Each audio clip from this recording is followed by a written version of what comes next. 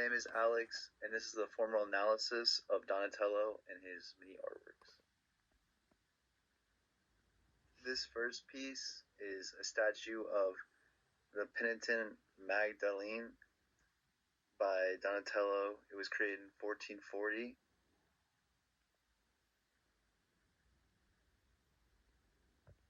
This statue is based on the biblical character Mary Magdalene, who is well known for being one of Jesus' followers, and she was witness to his crucifixion as well as his resurrection. She is often recognized as being a symbol of the sacrament of penance because she repented often for her many sins. And she is depicted in this bottom picture by Alexander Ivanov, repenting to Jesus.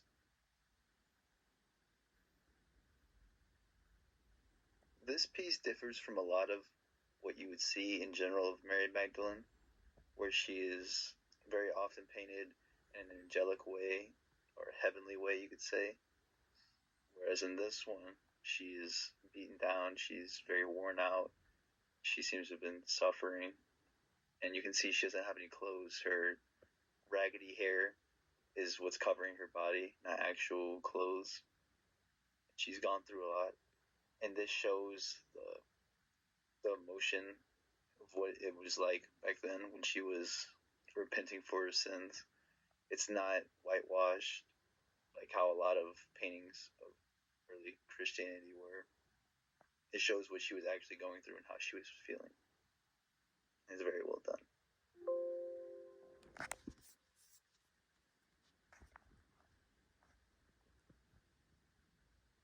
The next statue that I'm analyzing is the statue of David. This is one of his most popular works.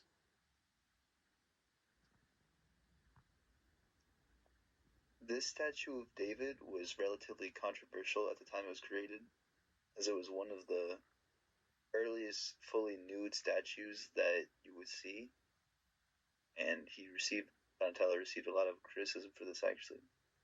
It's also compared often to Michelangelo's statue, even though it is of the same person and it's showing the same story. There are completely different meanings and things that can be taken away from each statue. As Michelangelo's depicts a much bigger statue of David, but he's also more mature, more muscular. It is before the fight with Goliath, while Donatello's is after, and these lead to very different interpretations of the scene.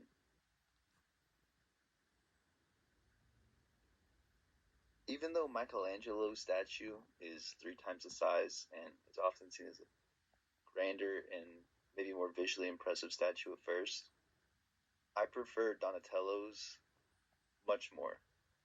And that's because he uses the different details and the stance that David has, as well as the size comparison between him and Goliath, to tell the story of what it was like. David is very small, he's immature, and he's standing kind of leaning on him, a very human-like pose. And this lets us know kind of what the battle was like and how much of an underdog David really was. It gives a sense of how crazy it was that David was able to defeat Goliath.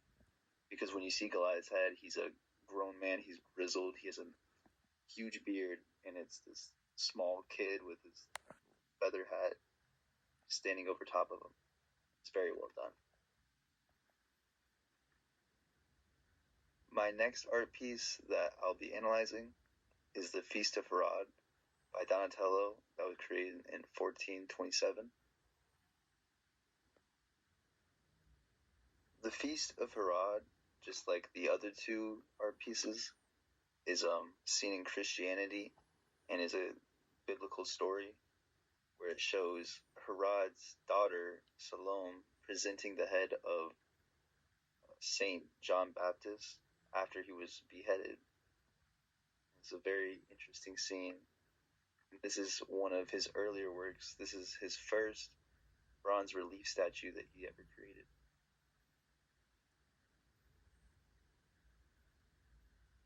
of the 4 pieces that I've analyzed by Donatello, this is my personal favorite.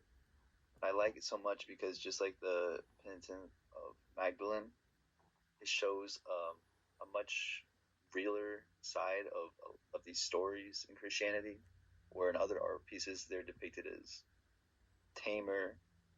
Like for instance, in Feast of Horad, often the paintings will show just a surprised look. No one's really reacting to the fact that it's a head on a platter. But in Donatello's work, he shows real emotion and fear in a lot of the people. They're covering their face, they're visibly surprised, and there's a lot of great detail in the faces to give it that raw emotional feel. As well as that, he uses 1 point perspective in his carving, which is so impressive. He manages to give it a real 3 dimensional feel, like you're inside of a building with these people watching it, and it's just so well done. It's one of the most impressive sculptures I think I've ever seen.